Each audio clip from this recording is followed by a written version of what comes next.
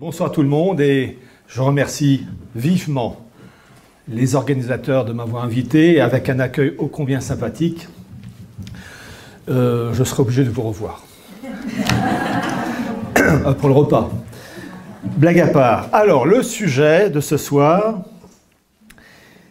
le titre que j'ai proposé, c'est « Mondialisme, origine et conséquences ». Bon, avec ça, on met beaucoup de choses.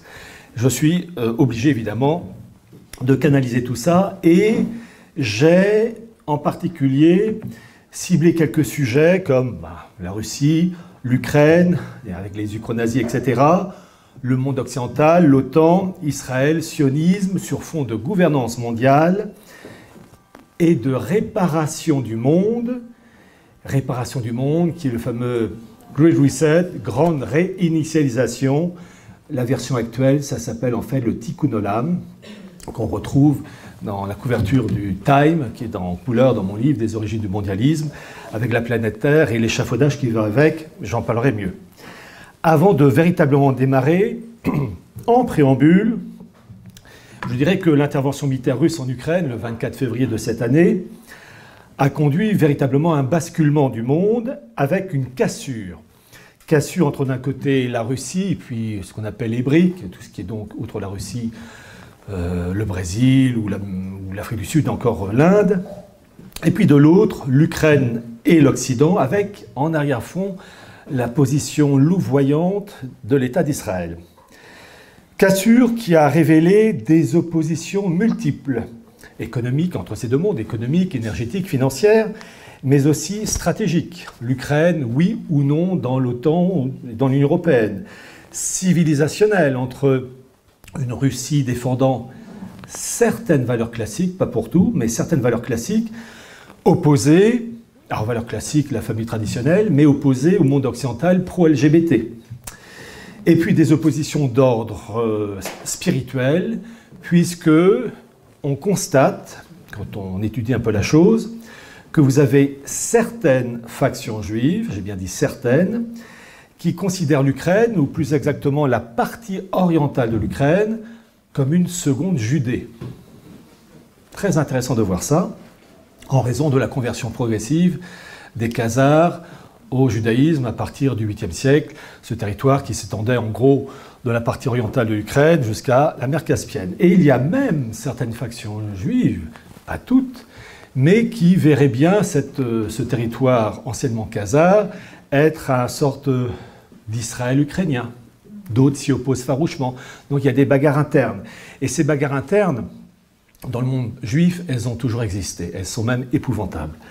Et j'avais déjà constaté cette chose dans un journal israélien qui s'appelle Times of Israel et que j'ai cité plusieurs fois, qui, il y a 8 ans de ça, avril 2014, évoquait les bagarres violentes entre les juifs ukrainiens et les juifs russes. Le titre de l'article était « Les juifs de Russie sont en guerre contre les juifs d'Ukraine ». C'était il y a 8 ans et les choses ne se sont pas améliorées depuis. Donc pour comprendre cette situation dangereuse dans laquelle nous vivons actuellement, il faut impérativement connaître les raisons profondes, les causes. C'est pourquoi je ne vais pas vraiment évoquer, sauf peut-être à la fin si j'ai le temps, un peu la situation actuelle, mais il faut d'abord connaître les origines profondes, les causes profondes. Et je vais donc présenter les grandes lignes, les éléments clés à l'origine de la situation actuelle. Et ces éléments ne sont que finalement que l'aboutissement d'un long processus devant, théoriquement, aboutir à une gouvernance mondiale, à un directoire mondial. Dernier point, la méthode pour traiter le sujet. L'érudition n'est pas un critère de vérité. L'érudition ne sert qu'à rehausser, à affiner une information déjà préétablie. C'est pourquoi la méthode consiste à cerner tous les points clés en évoquant toutes les hypothèses. Et j'ai bien dit toutes, car s'appuyer sur une seule hypothèse, c'est nous conduire à un seul raisonnement. Et malheureusement, certaines personnes qui étudient la Bible hébraïque peuvent avoir uniquement une seule hypothèse en tête et ne pas chercher à voir tous les cas possibles et inimaginables. Par conséquent, on va voir donc tous les cas de figure dans le contexte politique, historique et psychologique d'une époque donnée. Et comme le disait si bien un diplomate français du XVIIIe siècle, le cardinal de Bernis, il faut tout calculer et ne pas tout craindre.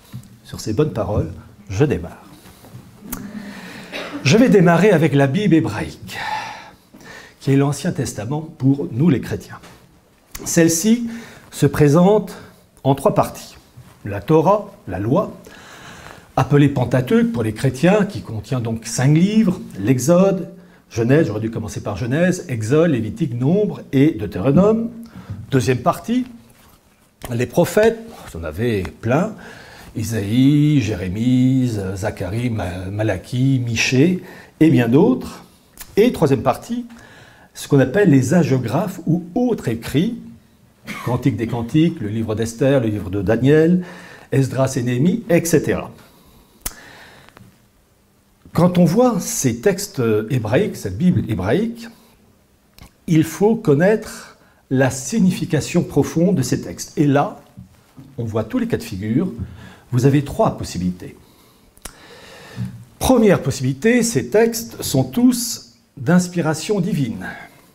Recopiés au fil des siècles, sous l'impulsion de Dieu, ces écrits ont été copiés, recopiés, recopiés par des personnes fidèles à la cause divine et qui ont retranscrit l'histoire d'un peuple choisi, les Hébreux, à partir d'un cadre géographique défini, Égypte, Palestine, Mésopotamie, et ces écrits bibliques ont en vue enfin en tout cas sont favorables, en tout cas encouragent donc, l'élévation du genre humain vers le ciel à partir d'un peuple choisi. Ça, c'est la première hypothèse, et tout ça dans le cadre d'allégories, d'images figuratives, adaptées à un langage de l'époque, c'est-à-dire l'an, en gros, 1000 avant Jésus-Christ, même plus.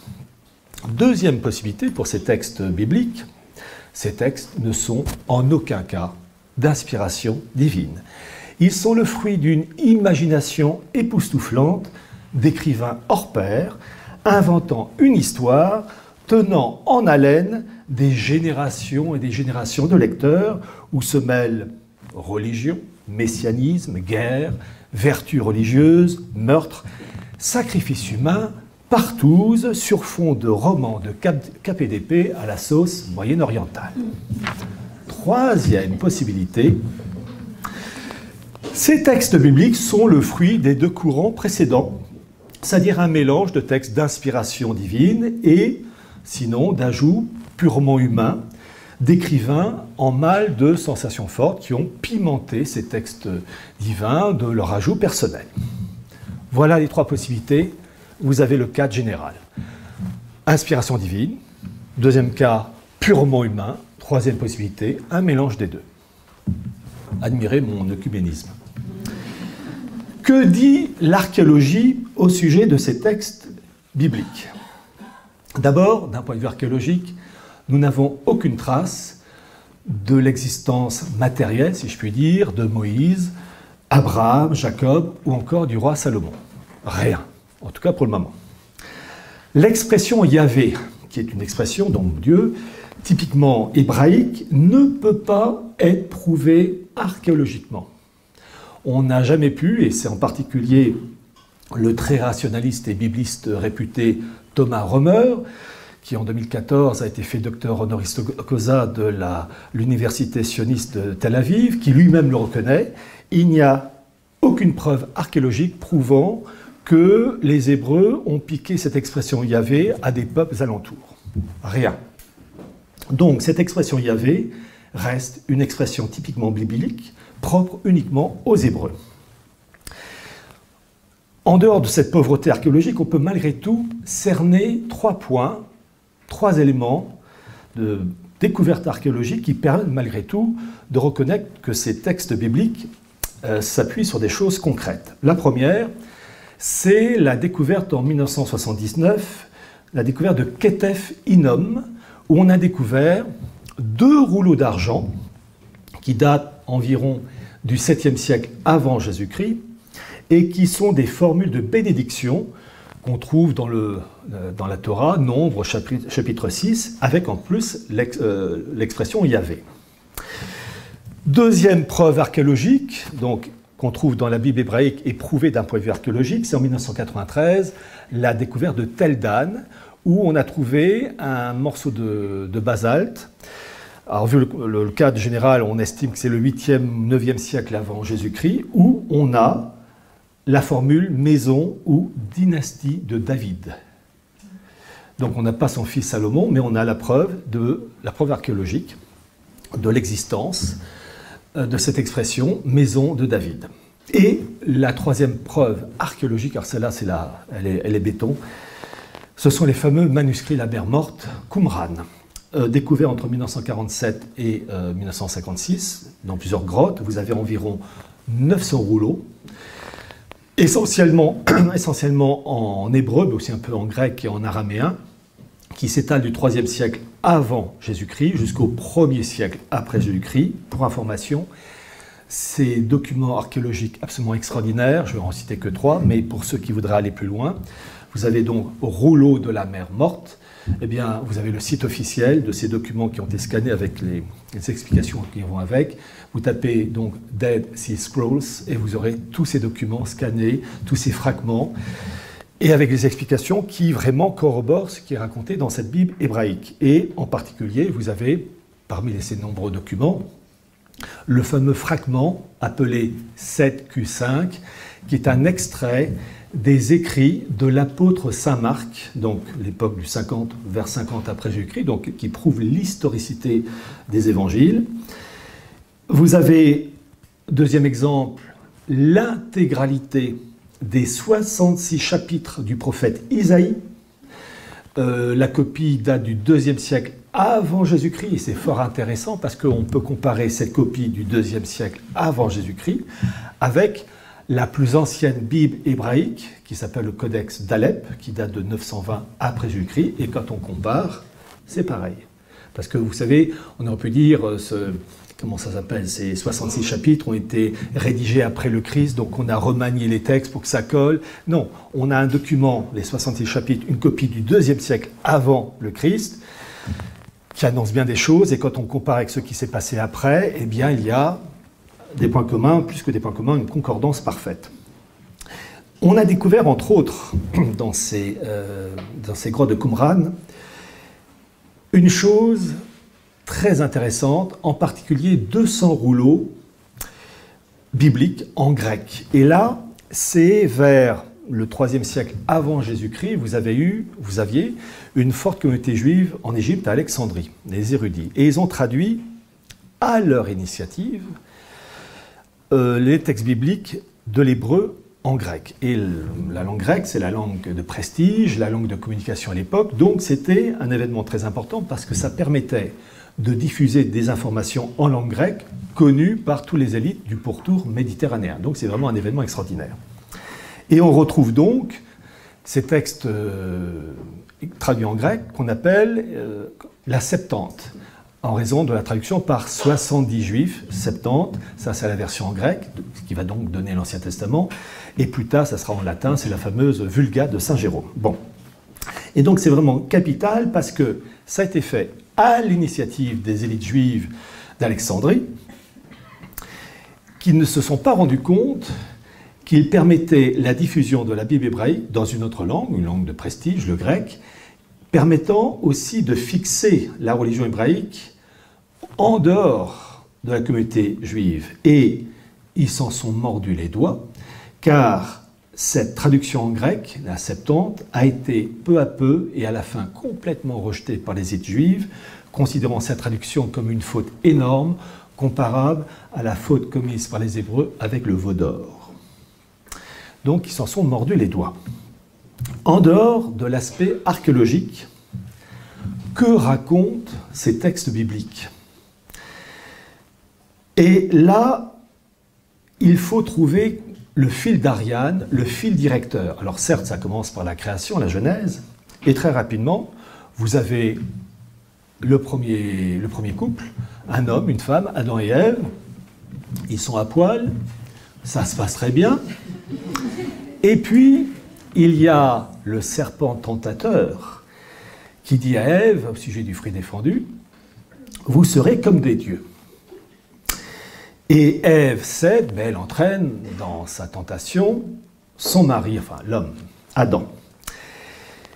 Et le fil directeur de toute cette histoire biblique, que ça soit d'inspiration divine, que ça soit invention purement humaine ou un mélange des deux, le fil directeur c'est quoi?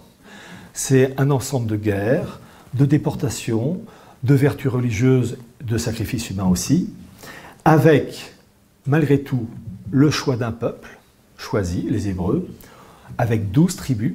Parmi ces 12 tribus, il y a une tribu qui est ciblée, la tribu de Juda. Au sein de cette tribu de Juda, il y a un homme qui est particulièrement ciblé, c'est le jeune David.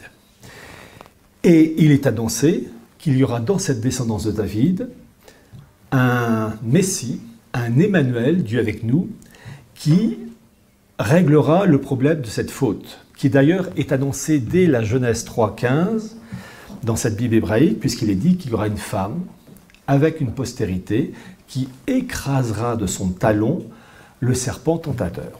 C'est l'histoire, qu'elle soit d'inspiration divine, purement humaine ou un mélange des deux, c'est l'histoire de cette Bible hébraïque. Et il est intéressant de voir que c'est annoncé donc dans tous ces textes, avec les écrits par exemple du prophète Isaïe, chapitre 7, qui part du Messie et qui cite le mot, dans la Bible hébraïque, le mot Emmanuel, Dieu avec nous. Et plein, alors je ne vais pas vous donner toutes les citations, mais vous avez de nombreuses citations qui évoquent ce caractère messianique d'un sauveur. Le chapitre 7 du prophète Isaïe, vous avez aussi le chapitre 9, vous avez les psaumes 22 et 89, et vous avez aussi, toujours chez Isaïe, là, le chapitre 53. Une lignée messianique avec, entre autres, l'annonce donc d'un Messie qui naîtra, et ça c'est le prophète Michée, chapitre 5, qui naîtra à Bethléem Ephrata. Bethléem, la maison du pain, Ephrata, le lieu de fécondité. Et tout ça, ça se trouve dans les écrits de Qumran, avant l'arrivée du Christ. C'est pourquoi cette découverte est absolument sensationnelle et que vraiment je vous invite à aller sur leur site, il n'y a qu'à lire. Et il est précisé pour le prophète Michée, qui donc annonce Bethléem Ephrata, il annonce que ce Messie sera et viendra pour la paix. Donc sous-entendu, pas uniquement pour les Juifs, mais pour l'humanité entière. Parce qu'il serait venu que pour les Juifs, ça voulait dire qu'il ne serait pas venu en paix. Parce qu'à ce moment-là, il y aurait une rivalité entre les Juifs privilégiés et les autres humains, noirs, blancs, jaunes, esquimaux, qui eux traitaient en dessous. Alors, récapitulons. Cette Bible hébraïque, trois interprétations possibles, purement divin, purement humain, troisième possibilité, un mélange des deux. D'un point de vue archéologique, il y a des choses qui manquent. On ne peut pas prouver l'existence d'un point de vue archéologique d'Abraham, de Jacob ou du roi Salomon. Il n'empêche, il y a, grâce à des découvertes, entre Qumran et bien d'autres, des preuves que ce qui est raconté dans la Bible hébraïque s'est bien produit réellement d'un point de vue historique, avec donc ces annonces messianiques. Après ces annonces messianiques dans la Bible, il faut voir le produit final. Le produit final, c'est-à-dire l'arrivée de ce Jésus né à Bethléem. Et là, vous avez trois réponses possibles. La première réponse, c'est la réponse catholique, qui dit que ce Jésus est le Fils de Dieu incarné, c'est la fameuse union hypostatique, hypostas, substance, vrai homme et vrai Dieu, et que ce Jésus de Bethléem parachève la Bible hébraïque et tout ce qui a été annoncé par le prophète, et donc il parachève la loi de Moïse, il parachève le mosaïsme par sa mort, par sa résurrection, par la création d'une entreprise, l'Église, et une Église qui va influencer des États qui vont se construire à partir de référents catholiques. Et la France, dans cette histoire, est le modèle premier avec le baptême de Clovis, et l'évêque Saint-Rémy, qui, pour la petite histoire, se réfère à des passages de la Bible hébraïque, entre autres le psaume 89, pour les devoirs de la nouvelle famille royale, à l'égard de la religion catholique et de l'Église, comme l'avait fait le prophète Samuel à l'égard du jeune David, avec la création d'une lignée davidique. Donc ça, c'est la réponse catholique. Deuxième réponse, la réponse juive. Jésus, dans le monde rabbinique, est reconnu d'un point de vue personnage historique, mais en aucun cas comme le Fils de Dieu incarné, en aucun cas comme le Messie annoncé par les prophètes. Bien au contraire, il est absolument rejeté et de la manière la plus brutale possible, puisqu'il est bien précisé dans ses écrits rabbiniques que ce Jésus est un véritable imposteur et qu'il est châtié dans une marmite remplie d'excréments bouillants. Ça, Éric Zemmour ne l'a jamais dit. Troisième réponse possible. Hein, vous voyez, je passe tous les cas de figure. Je ne me focalise pas sur un point. Je vois tous les cas de figure. Troisième possibilité pour ce Jésus, la réponse musulmane. Qu'est-ce qu'ils disent, les musulmans? Eh bien, il y a d'abord une chose qu'il faut préciser. C'est que il y a le mot Messie qui est utilisé par les musulmans au même titre que les catholiques. C'est le même mot, mais avec deux sens radicalement différents.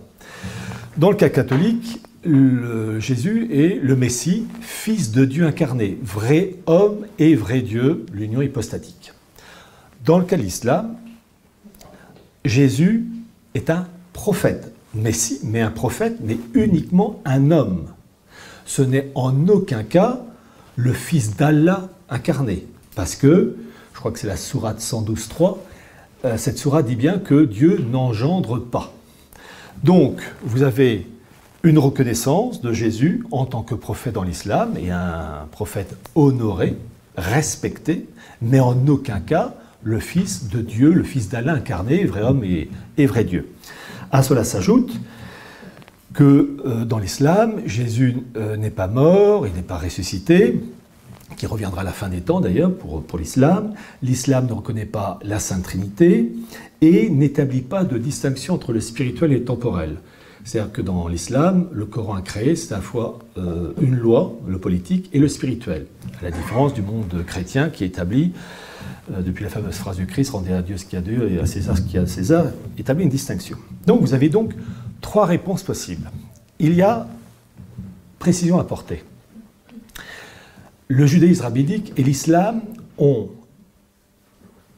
Il y a deux éléments. Le premier élément, ils s'opposent, et un deuxième point, ils se ressemblent.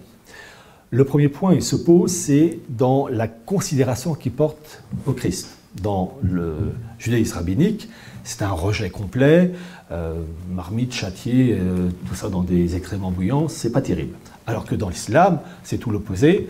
Le Jésus de l'islam, le Jésus coranique, il est respecté, honoré, c'est un prophète de valeur. Donc, en ce domaine, il y a une totale opposition.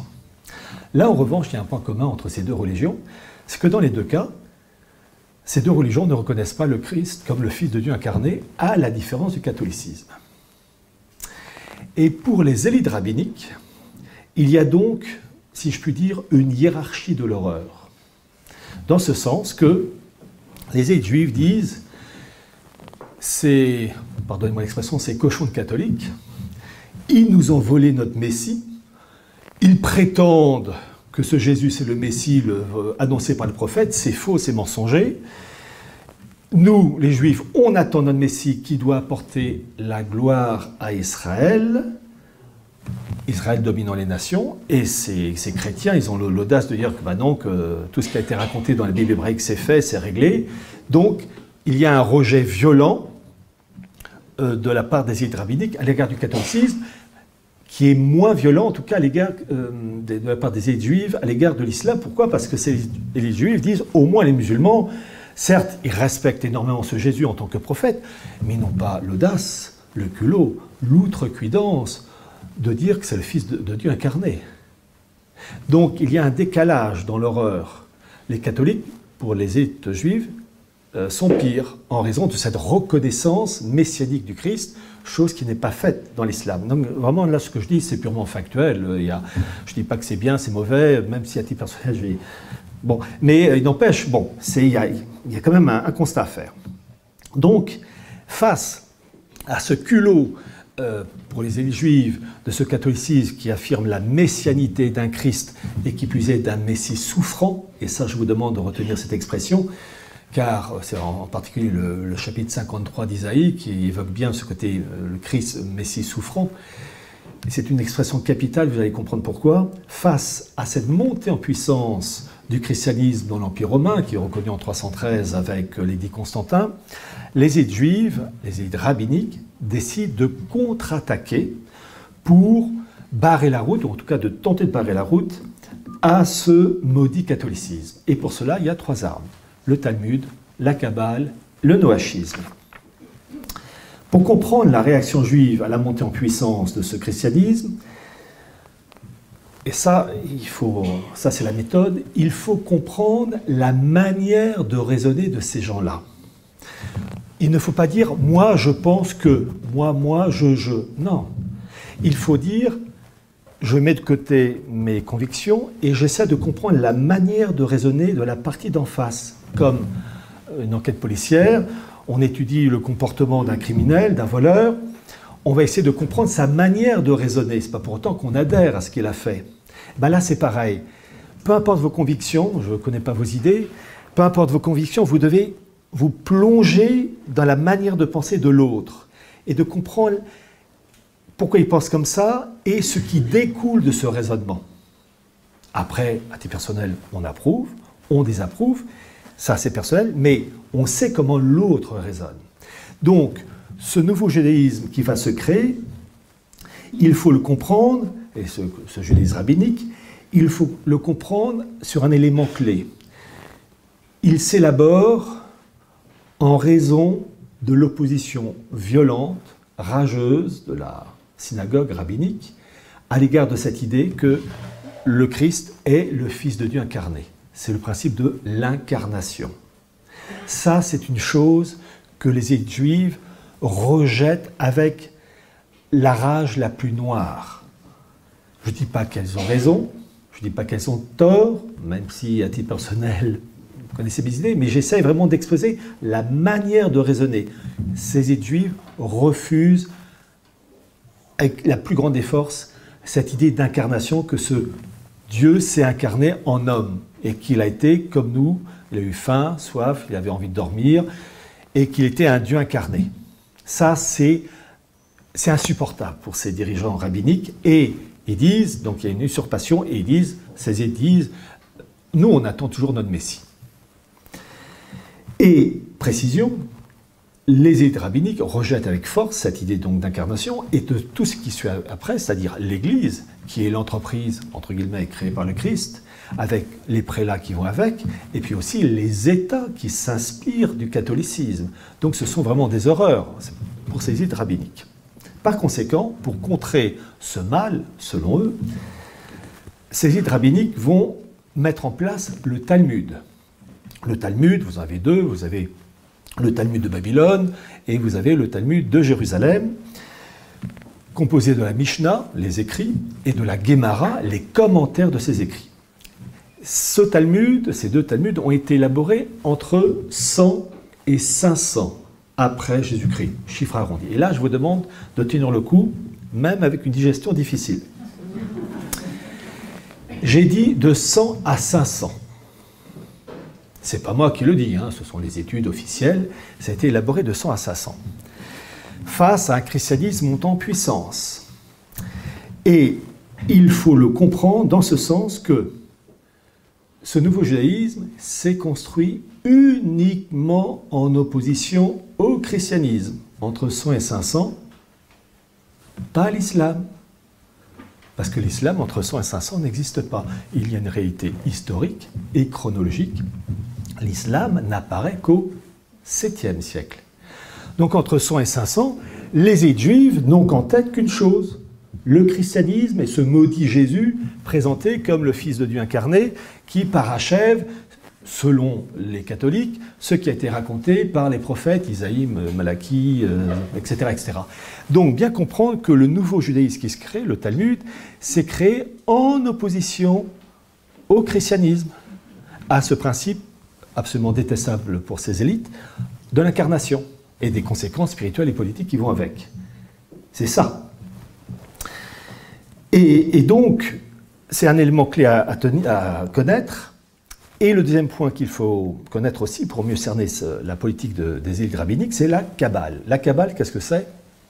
c'est l'interprétation ésotérique, donc réservée à une minorité, du judaïsme, avec évocation des esprits, de la magie. Alors certains parlent de la magie noire, magie blanche, tout ça c'est évocation des esprits. Et magie qui s'appuie entre autres sur une combinaison de, comment dire, des 22 lettres de l'alphabet hébreu plus des 10 séphirotes. Je vais vous expliquer ça tout de suite. La séphira, pluriel séphirote. En fait, l'objectif dans la Kabbale, c'est de connaître le message, les messages secrets de Dieu, qui a laissé un message codé. Et par les 22 lettres de l'alphabet hébreu plus les 10 séphirotes, il est en mesure, en jonglant avec des combinaisons de chiffres, de trouver des messages secrets. Alors les séphirotes, c'est quoi? Il y en a 10. Ce sont les qualités propres au Dieu de la Kabbale. Sagesse, puissance, miséricorde, etc. Chose très importante à connaître. Vous en avez 10. Les 9 premières de ces qualités du Dieu de la Kabbale sont masculines. La 10e qualité, la séphira, numéro 10, est féminine. Et l'idéal, c'est la fusion de ces qualités masculines et féminines pour aboutir à un Dieu androgyne.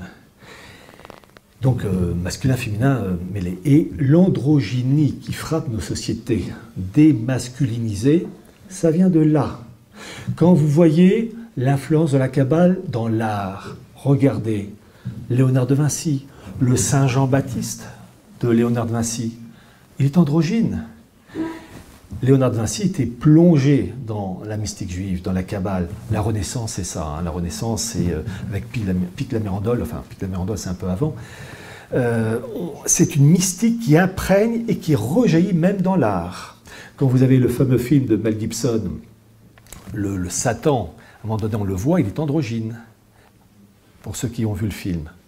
C'est pas l'effet du hasard. Et ce qu'a fait Mel Gibson dans ce film, c'est très très bien vu. C'était indirectement un message envoyé aux élites rabbiniques et, croyez-moi, elles ont compris. Et ce Dieu de la Kabbale, et ça va répondre à une remarque d'une personne avant ce repas plantureux, au sujet de la révolution. Ce Dieu de la Kabbale, il s'appelle l'En Sof. E-N, trait d'union, Sof, S-O-F. Et quand on lit les travaux du grand spécialiste Gershom Scholem, qui est un Israélien, à l'origine un juif allemand devenu citoyen israélien, qui est le grand universitaire au sujet du messianisme juif, Kabbale et compagnie, il n'y a pas que lui, il y a Charles Mopsik aussi, mais Gershom Scholem a vraiment ouvert les portes. Il explique que l'En Sof, qu'est-ce que c'est?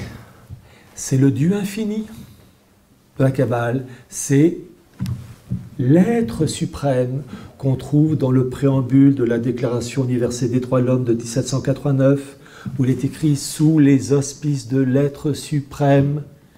Et en fait, c'est sous les auspices de l'En Sof. Nous reposons depuis plus de 2 siècles sur un socle kabbalistique. Et lorsque vous avez la 9e de Beethoven avec la partie chantée, en fait, la partie chantée est tirée d'un poème de Schiller, l'écrivain allemand Schiller. Eh bien, il vous parle du Dieu infini qui se tient au-delà de la voûte étoilée avec les Götterfunken, les étincelles de divinité. Ça, c'est toute la Kabbale, parce que dans le Dieu de la Kabbale, il y a des étincelles de divinité. Et ce Dieu de la Kabbale, c'est l'un, l'apostrophe U majuscule N, ou Shema. C-H-E-M-A, le Dieu un et indivisible, comme l'est la République une et indivisible. Nous vivons depuis plus de 2 siècles sur une marque kabbalistique. Et qui le sait? Voilà. Alors, quand on connaît ça, on peut préciser, au sujet du Talmud et ensuite de la Kabbale, un élément clé qui a été élaboré durant le 1er siècle après Jésus-Christ, qu'il faut impérativement connaître, et j'espère pouvoir terminer à peu près mon plan d'ici la fin pour vous montrer la logique du système. C'est un document qui a été écrit par ces élites rabbiniques rebelles. Ce texte s'appelle les Targum. Et ce document dit ceci. je rappelle que ce nouveau judaïsme s'est construit en opposition au Christ, au Messie souffrant, qu'on retrouve, je vous dis, dans le chapitre 53, entre autres, d'Isaïe.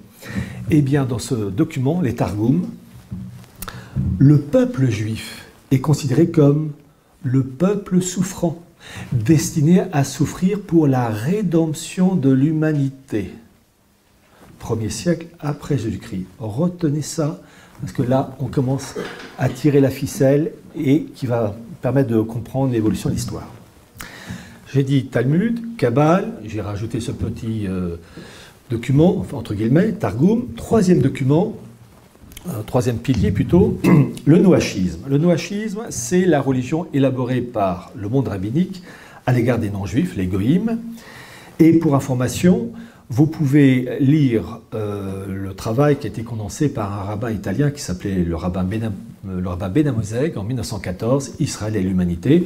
Bon, je me suis servi de ses travaux, mais il ne fait que reprendre, comment dire, un idéal rabbinique qui remonte à des siècles et des siècles.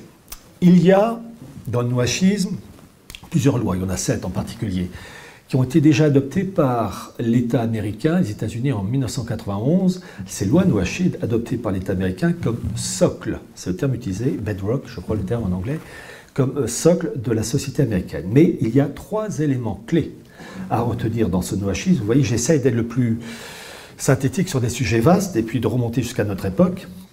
Ces 3 éléments clés sont, pour le noachisme, refus de la Sainte Trinité, le rejet de la divinité du Christ, j'ai parlé de ça, et il est dit que Jésus doit être considéré comme un simple prophète appelé à une auguste mission religieuse.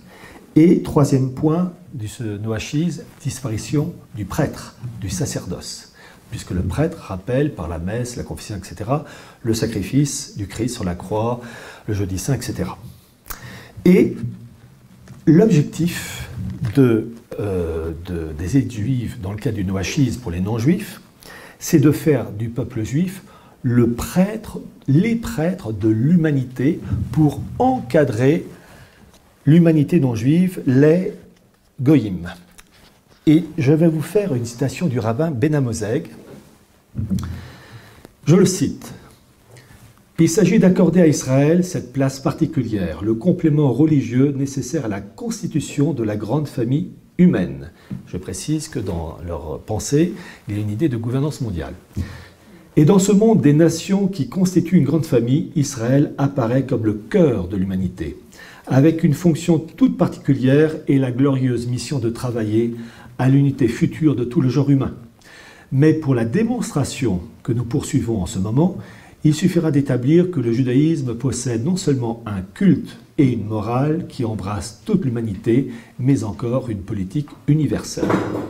Donc vous voyez, il y a dans ces concepts religieux un impact politique, c'est-à-dire un monde unifié avec un peuple juif, peuple prêtre, faisant l'intermédiaire entre le Dieu un et le reste de l'humanité non juive, réduit au stade de prosélyte de la porte au seuil d'un temple rénové. Et ça va très loin puisque il s'agit, après avoir donc établi ces 3 points, donc Talmud, Kabbale et noachisme, rappeler que ces élites juives vont systématiquement combattre tous les éléments ayant trait au catholicisme et aussi combattre les États qui s'inspirent du catholicisme. Voyez-vous, il y a un constat qu'on peut faire.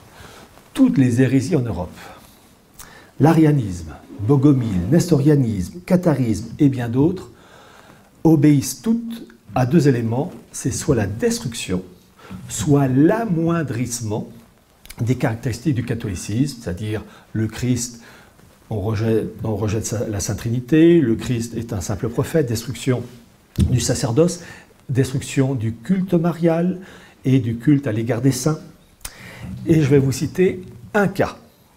Les cathares, ça a touché dans le catharisme, ça a touché le sud de la France. Alors déjà, il faut être curieux, pourquoi le catharisme dans le sud de la France et rien dans le nord? Il faut se poser la question. Pourquoi il n'y a pas eu de catharisme en Normandie ou en Bretagne? On constate l'effet suivant. Les cathares, rejet de la Sainte Trinité, rejet du Christ, un manichéisme avec un Dieu bon et un Dieu mauvais, le fameux démiurge, avec migration des âmes, ce qu'on appelle le Gilgoul dans la Kabbale. C'est quand même dingue de voir des points communs si forts dans le catharisme. Eh bien, quand on lit Gershom Scholem, on comprend que le siège de la Kabbale au XIIe siècle est en plein pays cathare. Voilà, tout simplement.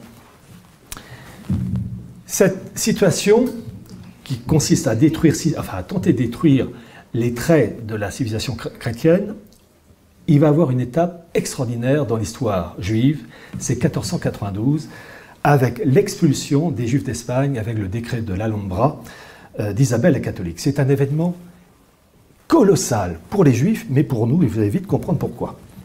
En effet, ces Juifs sont expulsés d'Espagne, ils vont se répartir sur tout le pourtour méditerranéen, et beaucoup vont s'établir. Alors, aux Pays-Bas, à l'époque ça n'existait pas, c'était un territoire espagnol. Ça allait ensuite devenir les Provinces-Unies.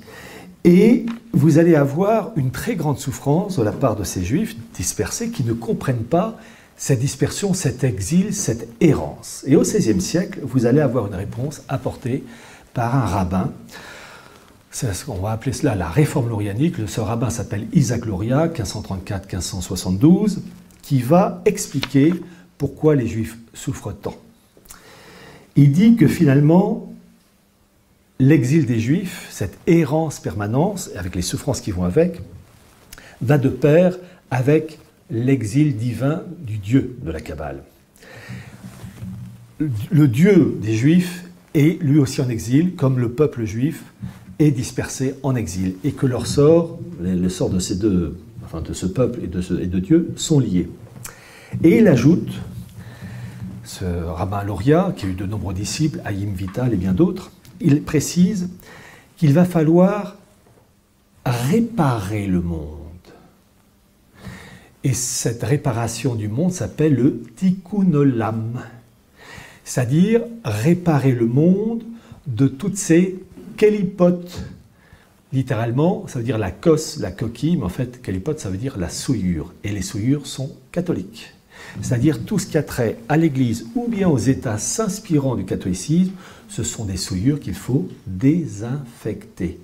Et quand on aura détruit toutes ces souillures, toutes ces kélipotes, notre Machia, notre Messie, pourra venir et rétablir la gloire d'Israël, faire en sorte que le peuple juif ne soit plus en exil et rétablir la gloire d'antan du peuple d'Israël sur les autres nations. Donc c'est un élément capital à retenir, et le spécialiste israélien Gershom Scholem le dit bien, je le cite, « Le messianisme juif est dans son origine et dans sa nature. On ne saurait jamais assez et insister l'attente de cataclysmes historiques. Il annonce des révolutions, des catastrophes qui doivent se produire lors du passage du temps de l'histoire présente au temps futur messianique. Cette période est regardée dans le judaïsme comme celle des souffrances de l'enfantement du Messie. » Je reprends cette phrase, cette période est regardée dans le judaïsme comme celle des souffrances de l'enfantement du Messie. C'est-à-dire que des guerres, des génocides, des crises économiques, des lois morales renversées, des famines, etc., plus c'est grave, plus cela veut dire que le Messie va arriver. Et il va avoir une poussée en force de cet idéal messianique à partir de cette réforme lorianique, avec deux messianistes. Un au XVIIe siècle, c'est Sabbatai Tzvi, 1626-1678, et le deuxième, Jacob Frank, 1726-1791, qui vont améliorer, si je puis dire, je mets des grosses guillemets, cette pensée lorianique et rabbinique, puisqu'il est dit, ces messianistes avec leurs disciples disent, bon, eh bien, le malheur fait que, guerre, génocide, etc., famine, plus c'est grave, plus le Messie se dépêche pour venir nous sauver. Mais si on mettait un peu d'huile sur le feu, si on accentuait la chose, si on aggravait ces guerres, ces famines, ces génocides, ces crises en tout genre, on accélère l'arrivée de notre Messie et donc de notre délivrance. Ça s'appelle la rédemption par le péché ou le saint péché. Plus c'est tordu, mieux c'est. Et ça va très loin. Car ça passe entre autres par des sacrifices humains. Car des guerres en tout genre, c'est tuer du monde. C'est sacrifier des hommes et des femmes, ou des enfants. Les enfants, c'est encore mieux parce que c'est pur. Donc c'est un sacrifice encore plus délicat. Et quand il s'agit, à notre époque, d'enfants avortés, alors là, c'est sublime pour eux. Et donc, le sacrifice humain fait que on peut accélérer encore plus l'arrivée du Mashiach. Rappelez-vous ce que je vous ai dit, Talmud Kabbal, les Targum, où il est dit que le peuple juif est appelé à souffrir, c'est en opposition au Messie souffrant, pour la rédemption de l'humanité. Je vais vous citer les propos du rabbin Abraham Cohen. Alors, je donne déjà la référence. Abraham Cohen, le Talmud, édition Payot, 1991, page 147-148, au cas où j'aurais inventé. Je cite le rabbin Abraham Cohen, en précisant une chose, que chez les Juifs, ils se considèrent comme un peuple supérieur aux autres peuples, latins, germains, slaves, celtes, esquimaux, noirs, asiatiques, pygmées. Je cite le rabbin Cohen. Rien n'est plus naturel dans une littérature composée par des Juifs, pour des Juifs, que l'exceptionnelle prééminence donnée au peuple d'Israël. En effet, les habitants du monde peuvent être répartis entre Israël et les autres nations prises en bloc. Israël est le peuple élu, dogme capital. Partout, le Talmud insiste expressément sur la parenté étroite et unique qui existe entre Dieu et son peuple. La relation qui unit Israël à Dieu est si intime que la manière dont Israël est traité sur la terre a sa répercussion sur Dieu dans le ciel. Et quand vous connaissez ça, et quand ces gens-là connaissent ça, ils disent on va pouvoir chatouiller les moustaches de Dieu par des sacrifices humains. Alors je tiens à préciser une chose, ces concepts sont acceptés par certaines factions juives. Vous en avez d'autres factions juives qui s'opposent farouchement à ce concept profondément satanique.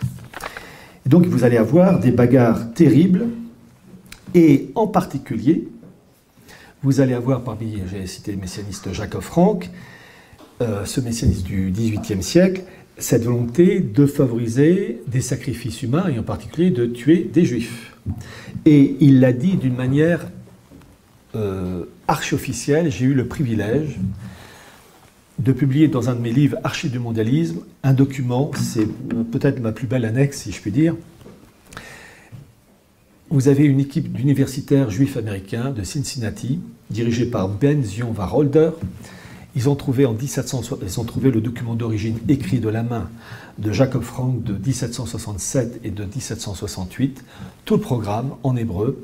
Ils l'ont présenté et expliqué en anglais, et dans le bouquin Archives mondialisme, il est traduit en français. Je vais vous citer deux petits passages qui vont, je pense, vous faire plaisir.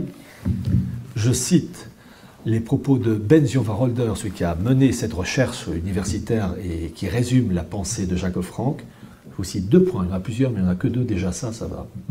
Premier point, on est au XVIIIe siècle. Jacob Frank prédit le massacre imminent des Juifs au sein de toutes les grandes et petites nations d'Europe dans le cadre de l'Apocalypse. Et le deuxième point, Jacob Frank, quand on dit Jacob Frank, lui et ses disciples qui se sont convertis faussement au catholicisme et qui ont eu pour Jacob Frank comme parrain de baptême Auguste Roi de Pologne, le grand-père de Louis XVI, Charles X et de Louis XVIII. Je cite donc Ben Zion Wacholder. Jacob Frank dirigera la rédemption d'Israël en soumettant le monde, y compris l'Église catholique. Croyez-moi, on comprend mieux Vatican II quand on a lu ça. Donc, je rappelle que Jacob Frank meurt en 1791. Les événements de 1789 sont extraordinaires pour lui et ses disciples. Pourquoi? Parce que dans la monarchie française née du baptême de Clovis, le roi de France est le lieutenant du Christ, le Christ, c'est-à-dire le Messie, le Fils de Dieu incarné. C'est la kélipa, la souillure atroce à détruire. Et quand le 21 janvier 1793, la tête du lieutenant du Christ, Louis XVI, roule dans le panier de l'échafaud, c'est un jour de gloire extraordinaire pour ces gens-là. Il faut savoir que la Révolution française est considérée comme un événement, je cite l'expression, présentant un caractère hébraïque très prononcé. Ça, vous avez cette formule dans les archives israélites que j'ai consultées à la bibliothèque François Mitterrand. Et donc, on comprend beaucoup mieux ces élites juives qui sont ravis de voir la destruction d'une kelipa suprême, d'une souillure suprême qui disparaît et qui permet la progression de leur idéal. Et c'est si vrai que vous avez un révolutionnaire français, enfin français d'origine allemande, qui s'appelait Klotz, qui a écrit plusieurs livres, 1792 et 1793, et qui n'hésite pas à dire l'importance des élites juives dans la Révolution française. En 1792, ce sont les guerres de la Révolution qui éclatent avec les princes allemands du Saint-Empire romain germanique. Qu'est-ce qu'il dit en 1792 ? Écoutez les propos très profonds de cet homme. Je le cite. « Nous trouverons encore de puissants auxiliaires, de fervents apôtres dans les tribus judaïques, qui regardent la France comme une seconde Palestine. Nos concitoyens circoncis nous bénissent dans toutes les synagogues de la captivité. Le juif, avili dans le monde, est devenu citoyen français, citoyen du monde, par nos décrets philosophiques. » Je rappelle que la Révolution française a donné la nationalité française aux Juifs en septembre 1791. Je vais en parler dans quelques secondes. Cette fraternisation alarme beaucoup les princes allemands, d'autant plus que la guerre ne serait ni commencée ni durée en Allemagne sans l'activité, l'intelligence, l'économie et le numéraire des Juifs. Les magasins, les munitions de toute espèce sont fournis par les capitalistes hébreux et tous les agents subalternes de l'approvisionnement militaire sont de la même nation. Il ne faudra que s'entendre avec nos frères les rabbins pour produire des effets étonnants, miraculeux. Donc vous voyez que l'essence de la Révolution française, quand les archives israélites parlent d'un caractère hébraïque prononcé de ces événements, c'est pas pour faire joli. La Révolution française, avant 1789, il y avait une religion d'État, le catholicisme. Un juif, un musulman, un bouddhiste, un shintoïste ne pouvaient pas devenir français. Septembre 1791, vous avez environ 50 000 juifs qui obtiennent la nationalité française. Et c'est ça qui a ouvert les portes de l'immigration. Pourquoi ?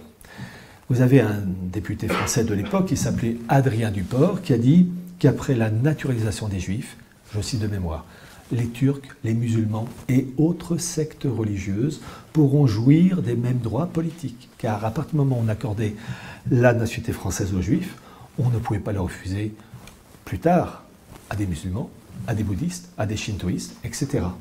Et lorsque Éric Zemmour critique l'invasion migratoire, sans quoi il a raison, il oublie de dire que ce sont ces coreligionnaires, qui il y a plus de 2 siècles de ça, qui ont ouvert les vannes de l'immigration.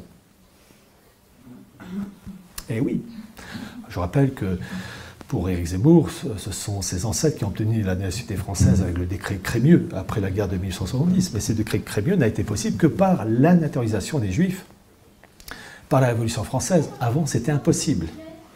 Pardon ? Ah oui, pardon, d'accord. Voilà, donc vraiment, cet événement, pour montrer la marque hébraïque très prononcée. Je ne cite pas toutes les citations d'archives israélites sur l'importance de la révolution de 1789. C'est dans le livre pour ceux qui voudront le lire. Alors, après 1789, vous allez avoir en Europe, je me rapproche de notre époque, 2 courants juifs. Le courant juif, le premier, c'est ce qu'on appelle les juifs assimilés. C'est le principe des Lumières juives, la Haskalah, ça commençait au XVIIIe siècle. Et puis une autre branche, une branche qui va estimer qu'il faut rétablir la gloire d'Israël et de rétablir l'État d'Israël, qui a disparu depuis la destruction du Temple en 70 après Jésus-Christ et troupes de Titus. Et il va y avoir même une 3e branche juive, au XIXe siècle, avec la branche marxiste, avec Trotsky entre autres. Bon. Et dans cette volonté de rétablir l'État d'Israël, vous allez avoir un homme hors norme. On peut ne pas être d'accord avec quelqu'un, mais l'admirer. Et il y a 2 personnages qui sont des ennemis de la France, et de la civilisation française, mais qui sont extraordinaires, c'est le chancelier Bismarck et le fondateur du sionisme, Theodor Herzl. Theodor Herzl, il est hors norme. C'est le fondateur donc, du sionisme, 1860-1904, il est mort à 44 ans, problème cardiaque, enfin officiellement. Il faut toujours se méfier dans ces milieux. Et... alors quand même. Bon, allez, d'accord, je relais. Et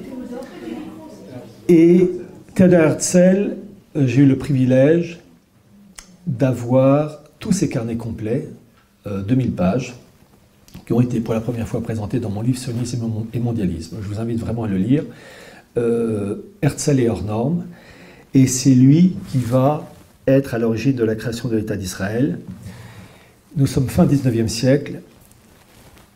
Nous avons une bagarre à mort entre l'Empire maritime britannique, la City de Londres, et l'Empire terrestre allemand. Et quand on parle de la guerre de 14-18, on parle toujours des rivalités dues à la guerre, par exemple, d'Alsace-Lorraine et compagnie. Certes, tous ces éléments ont joué un rôle. Mais en fait, la guerre, et on le sait grâce aux écrits de Herzl, cette guerre, elle est due à une opposition, à une guerre à mort entre le clan sioniste pro-allemand qui s'opposait au clan sioniste pro-anglais. Et vous allez comprendre pourquoi.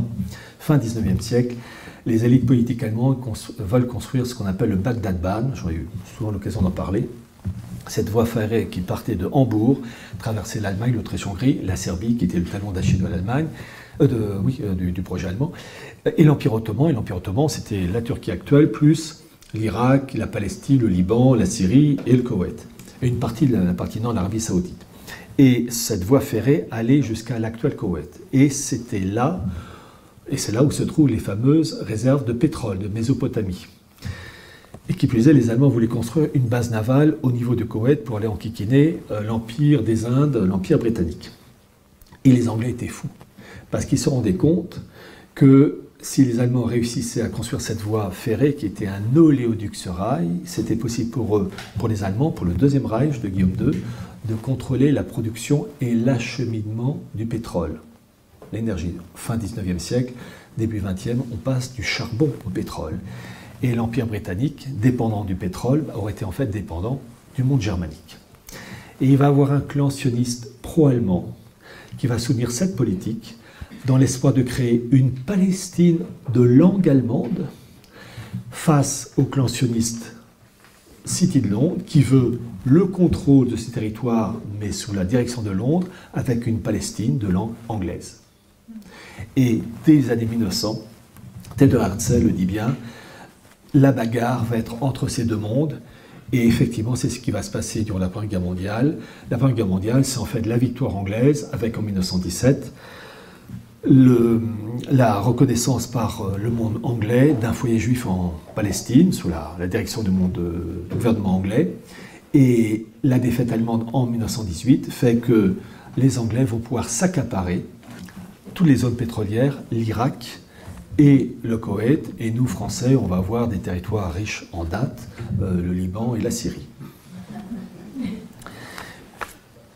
C'est ça la guerre de 14-18. La guerre de 14-18, c'est en fait une bagarre entre deux clans juifs. Et c'est ce qui se passe actuellement, et je vais y arriver. J'y vais à grande enjambée, parce que fallait pas venir sinon. Hein. Bon. Il faut tenir. Le lendemain de la Première Guerre mondiale, les Allemands sont furieux. Et l'arrivée d'Hitler en 1933 fait qu'il va avoir un événement qui n'est pas connu, qui en tout cas qui est peu connu. Août 1933, les sionistes allemands vont conclure un accord avec le régime nazi, l'accord de la Havara, transfert en hébreu. Que dit cet accord? Alors ça, je peux vous dire le sujet, j'ai eu tous les documents. Ce document, cet accord signé entre nazis et sionistes, dit ceci: les juifs allemands bénéficient d'un soutien financier d'une formation en agriculture, en tout genre, l'artisanat, et après cette formation, sont envoyés en Palestine. Cet accord entre les nazis et les sionistes commence en août 1933 et se termine en avril 1941. Coopération étroite avec des moments de tension entre nazis et sionistes, il n'empêche que la représentation sioniste en Autriche, qui devient province allemande en 1938, est à Vienne, rue Marquerel, exactement en face du siège de la Gestapo. Et ils se donnaient rendez-vous pour discuter du flux migratoire juif germanophone en direction de la Palestine. Et cette information, on l'a dans le livre. C'est bon? Ah. Merci. Merci. Cette information, on l'a dans un ouvrage extraordinaire, l'ouvrage d'un juif autrichien qui est devenu israélien après la Seconde Guerre mondiale, qui est devenu d'ailleurs l'ambassadeur d'Israël à Rome, qui a travaillé aussi à la Knesset, enfin le Parlement israélien, qui a écrit un bouquin qui est sorti en 1975, Open the Gates, livre préfacé par le premier ministre israélien de l'époque, Golda Meir, pour vous dire comme c'est officiel, et page 29, j'ai encore la référence en tête, il explique que la représentation sioniste était exactement située en face de la Gestapo. Et ils s'entendaient comme ça. Mais voyez-vous, pour comprendre cette collusion entre ces deux mondes, attention, je tiens à préciser, avec des moments de tension, il y a eu des creux de vague, mais quand même, cette collaboration, elle a duré de août 1933 à avril 1941, et elle s'est tellement bien passée qu'à un moment donné, en 1934, les nazis, Goebbels en particulier, ils ont frappé une pièce commémorative avec d'un côté l'étoile de David et de l'autre la croix gammée. C'est archi-officiel. Hein. D'ailleurs, c'est sur la couverture de mon livre, c'est pour faire joli, pour frapper les esprits. Et cette chose est absolument authentique, et pour vous montrer la perversité de certains de ces dirigeants. Il faut bien comprendre qu'au sein des îles juives, il y a des factions diverses qui se tapent entre elles. Certaines étaient pour cette collaboration avec les nazis, d'autres étaient farouchement contre. Mais certains hauts représentants juifs avaient compris que les juifs tôt ou tard allaient passer un sale moment avec tonton Adolphe. Mais que pour cela, ils étaient prêts à sacrifier des juifs en tant que peuple souffrant. Rappelez-vous tout ce que je vous ai dit. Et c'est en particulier les propos du rabbin Stephen Wise, ancien collaborateur de Theodor Herzl et qui a été le président du Congrès juif américain de 1922 à 1946. Pour encourager cette collaboration avec les nazis, suite à l'accord qui se prépare, mais sachant aussi des risques qui allaient s'en suivre, il dit ceci en septembre 1933. Écoutez bien, avec tout ce que j'ai dit, le Targum, peuple juif souffrant, etc. Je cite le rabbin Wise. Encore une fois, le peuple juif est appelé à souffrir en tant que serviteur souffrant de l'humanité. Nous sommes appelés à souffrir afin que l'humanité et la civilisation puissent survivre et perdurer. Nous avons souffert avant.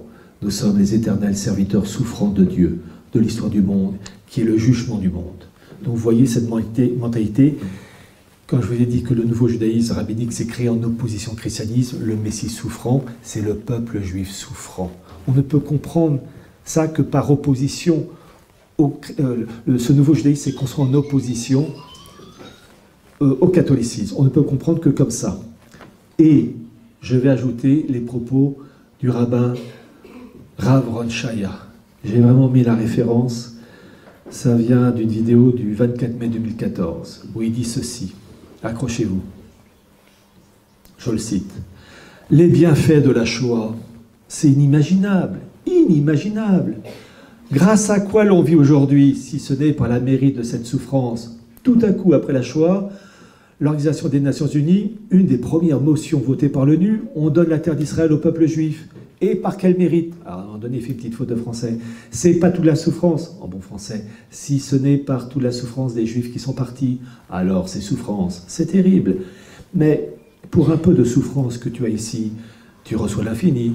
Ça vaut le coup. Voyez-vous, si j'ai commencé il y a plus de 2000 ans, et vous faire comprendre cette opposition du judaïsme rabbinique face au Messie souffrant, on ne peut comprendre ces propos-là qu'en raison de cet arrière-fond. Et je vais terminer parce que là, ça commence... voilà. En fait, j'arrive à la situation actuelle, je passe intermédiaire. Alors, je termine par ces points-là. La situation actuelle, c'est quoi? Vous avez des oligarques autour de Poutine qui sont majoritairement juifs. qui s'appellent Vekselberg, Rothenberg, Kahn, Friedman, Milner, etc., qui tiennent l'économie russe. Ces oligarques russes, juifs, s'opposent à leurs coreligionnaires d'Europe occidentale et d'Ukraine en particulier, avec Zelensky.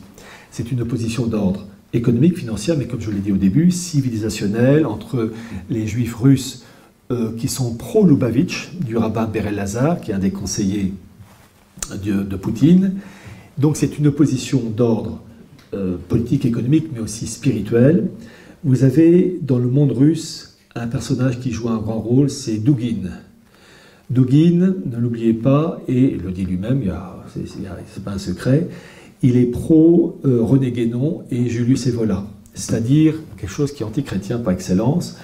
Guénon, qui a terminé sa vie comme dans le soufisme, partait de ce principe que dans toutes les religions, il y a un fond commun de sagesse, qu'il n'y a que l'extérieur qui change. C'est profondément antichrétien. Douguine est le conseiller intime, entre guillemets, le Rasputin de Poutine. Douguine est le responsable et le conseiller de Poutine. Il faut le savoir. Je crois même que Douguine a de la sympathie à l'égard de Crowley, Aleister Crowley, qui était un sataniste. Donc il faut le savoir aussi. L'époque que nous vivons, c'est une guerre qui arrive, qui est la troisième. La Seconde Guerre mondiale ont joué un grand rôle dans l'avancement de la cause judaïque en faveur de la gouvernance mondiale. La Troisième Guerre mondiale, officiellement, doit parachever cette bagarre à mort entre clans.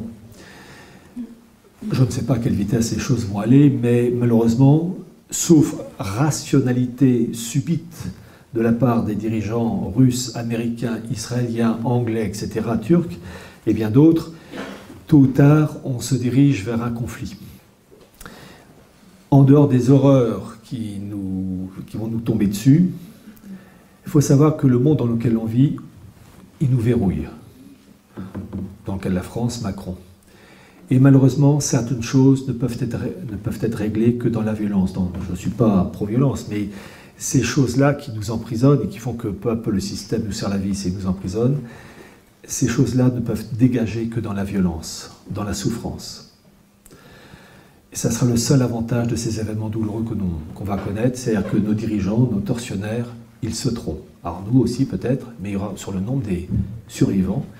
Et je terminerai par la citation d'un génie qui était notre ennemi, mais qui voyait souvent très clair, c'était le chancelier Bismarck, qui disait que certains problèmes ne se règlent que par durch Eisen und Blut, que par le fer et par le sang.